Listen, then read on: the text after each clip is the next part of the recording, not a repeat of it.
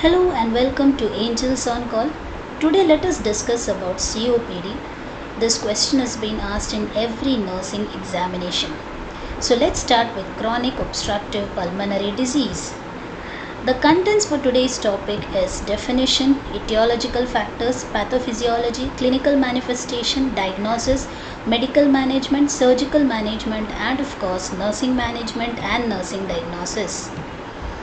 So, if you read the definition, COPD is totally preventable, it is treatable, and it is not at all fully reversible.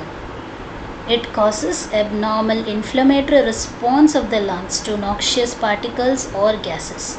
Yes, so if you remember these 3 to 4 words, the definition is totally simple. Yes, COPD is preventable, it is treatable, and not fully reversible, causing an abnormal inflammatory response of the lung to noxious particles or gases. So let's read the definition. A preventable and treatable disease which is characterized by airflow limitation that is not fully reversible. The airflow limitation is usually progressive and associated with an abnormal inflammatory response of the lung to noxious particles or gases.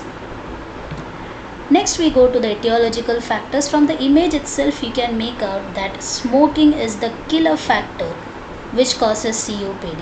Yes, so tobacco smoking, active and passive smokers both are at a very high risk of getting COPD. The next etiological factor is asthma. Patients who have asthma, they are at a very high risk of getting COPD. One is because of low immunity power, and second, if they are smokers along with the medication, then yes, they are at a very high risk of getting COPD. The next etiological factor is occupation exposure. If you are exposed to constant vapors, dust, chemical fuels, what happens is your lungs get inflamed, which lead to COPD.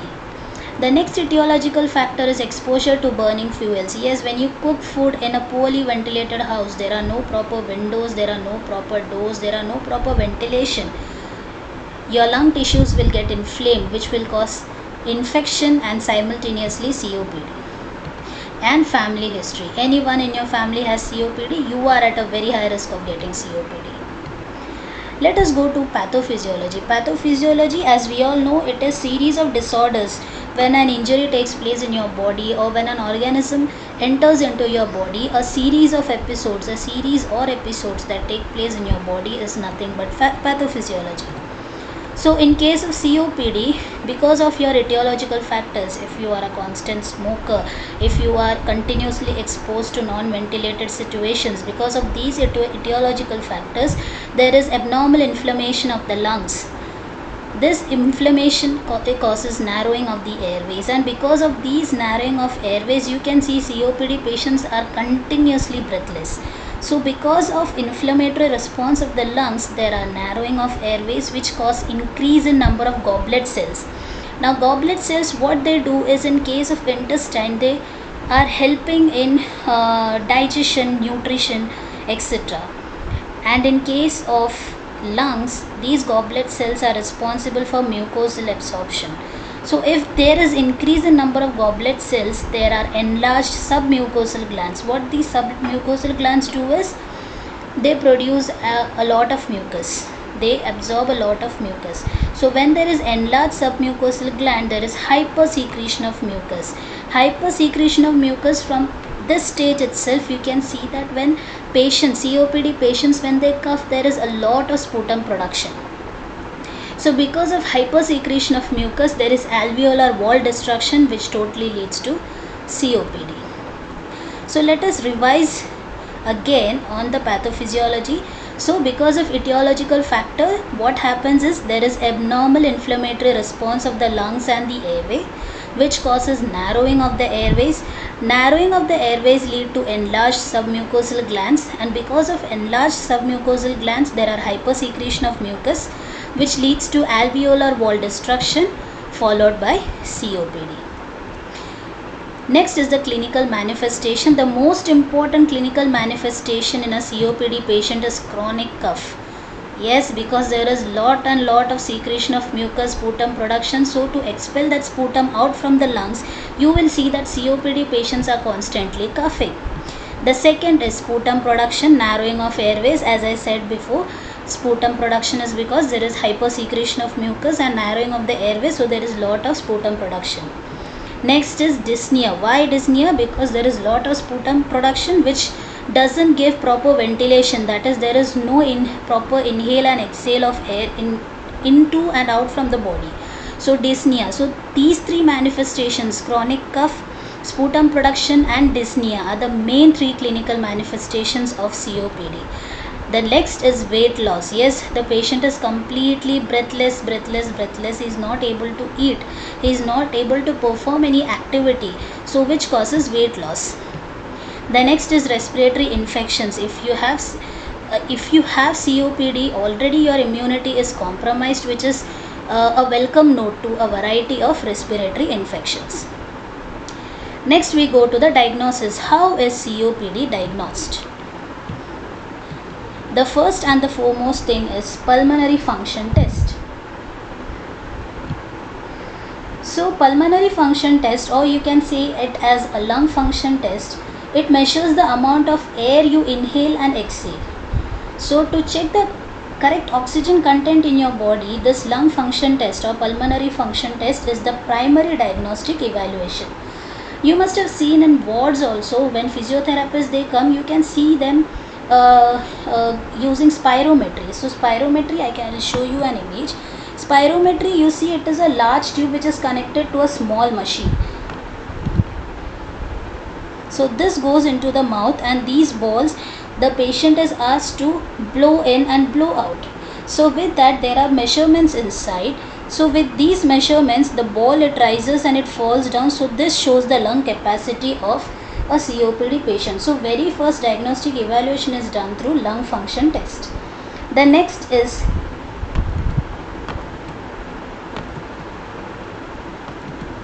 chest X-ray. So why chest X-ray? From chest X-ray you can make out that there is emphysema. Emphysema is the main cause of COPD, and also to rule out any other complications, like if there is any heart failure or if there is any additional infection that has entered into your body. So chest X-ray is done to evaluate that and rule out certain complications.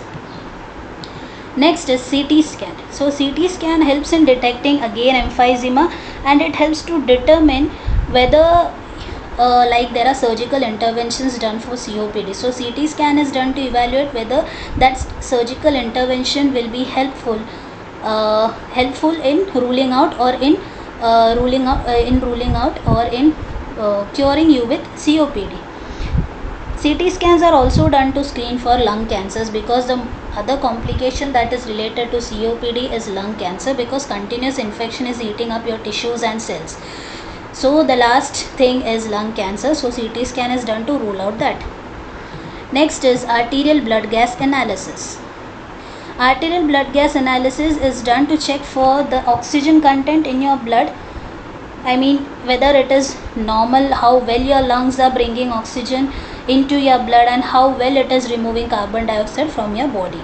So arterial blood gas analysis is done for that. Next we carry out is laboratory analysis.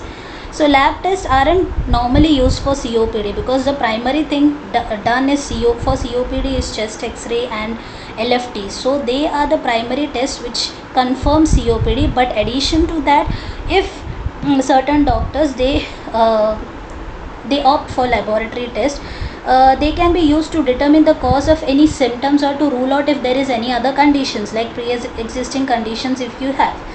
For example, the lab test, it is used to determine if you have any genetic disorder, okay, which may be the cause of COPD in some people.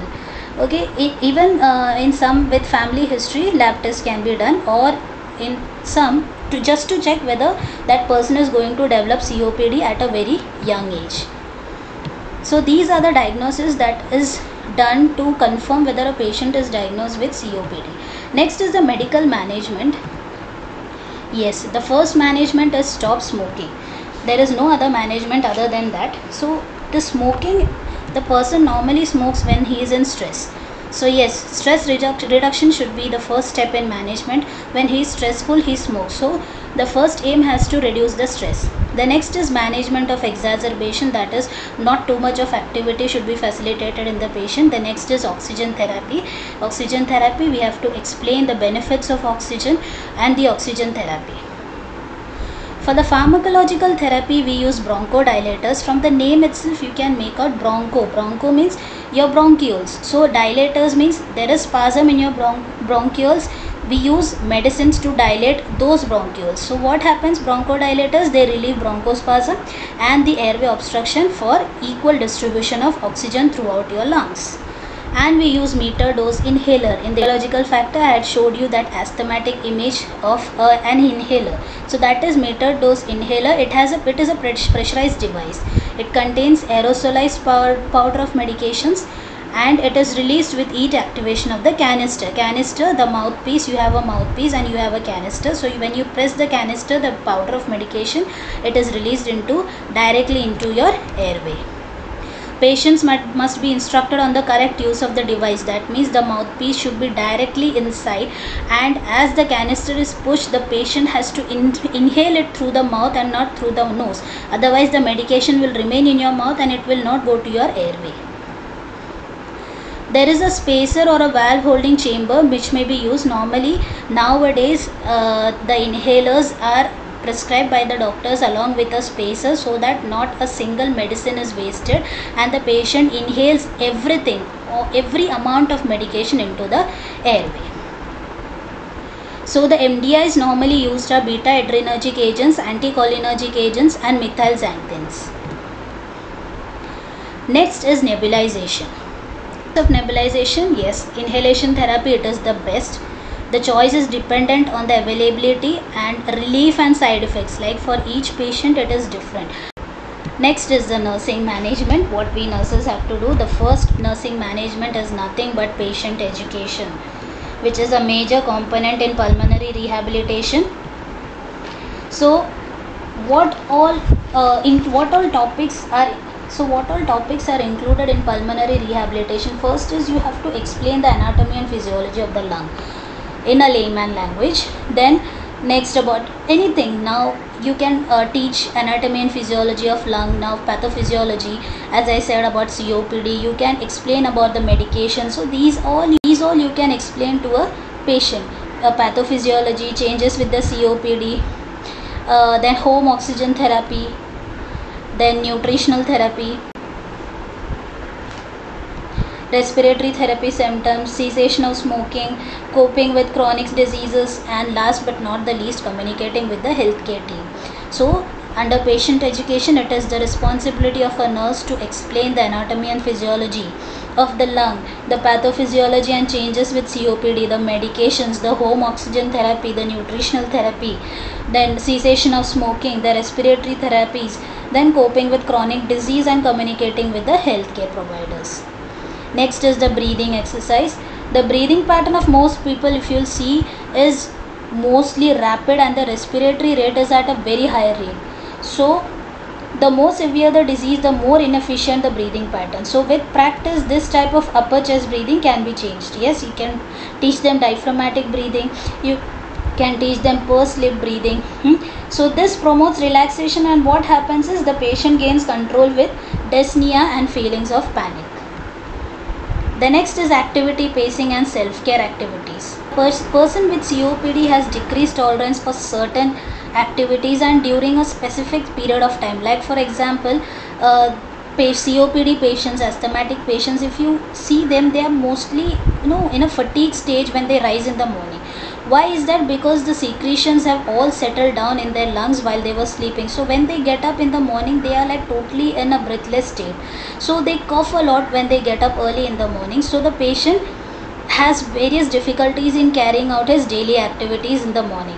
So activities requiring to lift the arms above the thorax level, what happens is they get a lot of fatigue, they have difficulty in dressing, they have difficulty in bathing, and they have respiratory distress. So we have to plan self-care activities and determine the best time for bathing, dressing. You have to encourage the patient. You should teach the patient for diaphragmatic breathing, and you should encourage him in bathing, bending, climbing stairs, etc. And of course, you should always keep fluids ready, because the patient, he can go into fatigue at any time. So make sure that you keep ready ample of fluids and encourage the patient to drink fluids without having to be reminded. The next is the oxygen therapy. So portable oxygen systems are available, and this helps patient to independently exercise, go to work and travel. But you have to help the patient, we have to explain to the patient the proper flow rate and the required number of hours of oxygen, and also the dangers of handling an oxygen cylinder, obviously, and the duration of therapy. The nurse should assure the patient that oxygen is not at all addictive. If the patient is not having oxygen cylinders by its side, it is okay. He has been prescribed with certain medicines, and then the last option is going to the hospital. So the nurse have to explain to the patient that oxygen is not at all addictive, and should explain the need of regular evaluation. Yes, COPD patients have to regularly evaluate their pulse by going through pulse oximetry and ABG analysis. The next is coping measures, anxiety, depression and changes in behavior. Yes, nursing diagnosis, our favorite, right? Impaired airway clearance related to etiological factors. You can add on any etiological factors, impaired airway clearance, or you can say impaired airway clearance related to increased production of sputum, or impaired airway clearance related to hypersecretion of mucus. Anything from pathophysiology, the steps which we just now discussed, we can add that as well. Impaired gas exchange related to excessive sputum production, ineffective breathing pattern related to excessive mucus production and bronchoconstriction, self-care deficit related to increased fatigue, activity intolerance related to shortness of breath, knowledge deficit related to self-care management. So that's all for today, folks. I hope we have come to a conclusion of what exactly is COPD and how to care for patients who come to your department diagnosed with COPD. If you are satisfied with the class, kindly share it with your friends and comment below for any of the topics to be discussed in the next class, and do not forget to subscribe for the latest videos. Take care and stay healthy. Thank you.